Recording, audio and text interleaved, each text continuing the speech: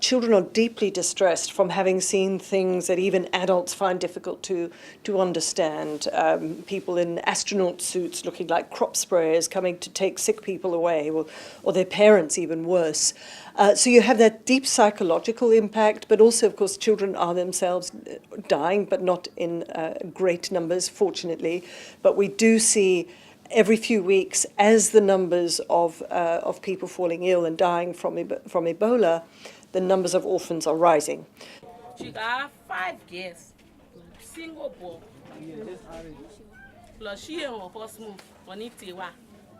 Huge efforts are being put into support for orphans and taking care of children in interim care centres where they're for 21 days observed, cared for largely by survivors who have a level of immunity that they can touch and give the human care that children so desperately need in a situation like this.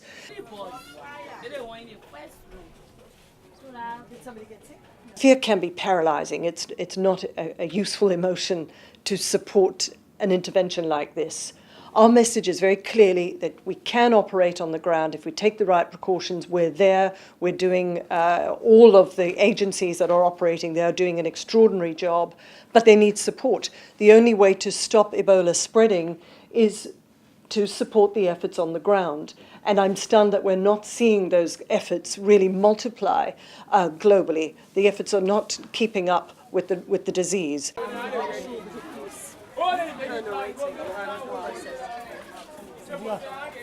Key area of UNICEF's work is social mobilization, education, going door to door, training up people, an army of volunteers, they're paid volunteers as well, working with this network of 11,000 teachers in the case of Liberia, with young girls, teenage girls in West Point and Monrovia, right throughout the country, and really scaling up these efforts to get the message out. The way in which Ebola has affected people is so profound because it's changed the way they live their lives, it's changed the way they mourn their dead, and it's changed the way people die. It's a terribly undignified death.